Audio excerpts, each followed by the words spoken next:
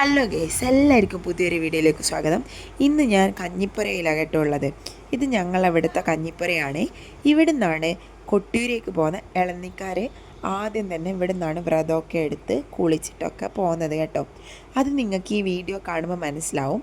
ഇതറിയാത്തവർ വിചാരിക്കും ഇതെന്താണ് സംഭവം എന്നുള്ളത്.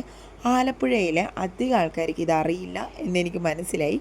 കാരണം ഞാൻ ഇങ്ങോട്ട് വരുമ്പോൾ ഇതുപോലെ ഒരു സംഭവത്തിന് പോവുകയാണെന്ന് പറഞ്ഞപ്പോൾ ആർക്കും പ്രത്യേകിച്ച് അറിയില്ല കേട്ടോ. അപ്പോൾ ഇവർ ചെയ്യുന്ന കാണുമ്പോൾ നിങ്ങൾക്ക് എന്നാലും മനസ്സിലാവും. ഇവർ ആദ്യം തന്നെ കുളിച്ച് ഫ്രഷായി വന്നിട്ടുണ്ട്. ശേഷം ഇവർ ഈ കുട നിവർത്തി വെച്ച് അവർക്ക് ഉടുത്തു പോകാനുള്ള ഡ്രസ്സ് ഉണ്ടല്ലോ, അത് ആ കുടയിലോട്ട് വെച്ച് ശേഷം ഇവർ തൊഴുത് മൂപ്പൻ എന്ന് പറയും, മൂപ്പൻ്റെ കാലൊക്കെ പിടിച്ച് നമ്മളിപ്പോൾ കന്നിസ്വാമി, മൂപ്പൻ അങ്ങനെയൊക്കെ ഇല്ലേ, ഗുരുസ്വാമി, അതുപോലെ ഇവർക്കുണ്ട് കന്നിയായിട്ട് പോകുന്ന ആൾക്കാരും. പിന്നെ അതുപോലെ ഗുരുവിന് പകരം മൂപ്പൻ എന്ന് പറയും. അപ്പോൾ മൂപ്പൻ്റെ കാലൊക്കെ പിടിച്ച് ഇവരിതുപോലെ കണ്ണൂർ ജില്ലയിൽ ഒരു കഞ്ഞിപ്പുരയുണ്ട്, അവിടത്തോട്ട് പോകും. അവിടുന്ന് വീണ്ടും ഇവർ വ്രതമൊക്കെ എടുത്ത് ആ കഞ്ഞിപ്പുരയിൽ നിന്ന് ഇവർ കൊട്ടിയൂർ അമ്പലത്തിലേക്ക് ഇളനീരും കൊണ്ട് നടക്കുക ചെയ്യുക കേട്ടോ. ഇളനീര് കെട്ടിയിട്ട് നടക്കുകയാണ് ചെയ്യുക. ആ വീഡിയോ ഞാൻ വേറെ ആയിട്ട് പോസ്റ്റ് ചെയ്യുന്നതായിരിക്കും. അത് അവിടെ ഞാൻ പോകുന്നുണ്ട്. അപ്പോൾ അവിടെയുള്ള കഞ്ഞിപ്പുരയും കാര്യങ്ങളൊക്കെ നിങ്ങളെ ഞാൻ കാണിച്ചു തരും. അപ്പോൾ നിങ്ങൾക്ക് ഏകദേശം മനസ്സിലാവേ.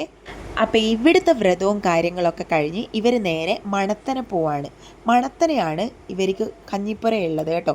കണിച്ചാറ് എന്നാണ് പറയുക. പക്ഷേ നിങ്ങൾക്കത് ആ സ്ഥലം അധികം ആൾക്കും പരിചയമില്ലാത്തത് കൊണ്ട് മണത്തന എന്നാലും കുറച്ച് ആൾക്കാർക്കൊക്കെ അറിയായിരിക്കും. അപ്പോൾ അവിടെയാണ് ഇവരെ കഞ്ഞിപ്പുരയുള്ളത്. ഇവർ ഇവിടുന്ന് അവിടത്തോട്ട് പോകും. അവിടുന്ന് വീണ്ടും വ്രതമൊക്കെ എടുത്ത് ഇതുപോലെ തന്നെ കാര്യങ്ങളൊക്കെ ചെയ്തതിന് ശേഷം ഇവർ ഇളനീര് കെട്ടി കൊട്ടിയൂരേക്ക് നടക്കും, കൊട്ടിയൂർ അമ്പലത്തിലേക്ക് നടക്കും കേട്ടോ. എന്നിട്ട് അവിടെ പോയിട്ടാണ് ഇവരെല്ലാവരും ഇവരെ ചടങ്ങെല്ലാം പൂർത്തിയാക്കുന്നത്. അപ്പോൾ കൂടെ നമ്മളും പോകുന്നുണ്ട്. അപ്പോൾ അവിടെ കൊട്ടിയൂരെത്തിയുള്ള വീഡിയോസും എല്ലാം ഞാൻ പോസ്റ്റ് ചെയ്യുന്നതായിരിക്കും. അങ്ങനെ ഇവർ ഇവിടുന്ന് അവർക്ക് ആവശ്യമായ എല്ലാ സാധനവും കൊണ്ടുപോകും കേട്ടോ. ഏകദേശം അവർ ചെയ്യേണ്ട കാര്യങ്ങളും കർമ്മങ്ങളൊക്കെ കഴിഞ്ഞിട്ടുണ്ട്. അങ്ങനെ മൂപ്പൻ എല്ലാവർക്കും അരി കൊടുക്കുകയാണ്. ആ അരി കുടഞ്ഞതിന് ശേഷം അവർ ദക്ഷിണയൊക്കെ ഇട്ട് വിളക്കിൽ പൈസ ഇടും കേട്ടോ. എന്നിട്ട് അവർ തൊഴുത് ഇറങ്ങുകയാണ് ചെയ്യുക.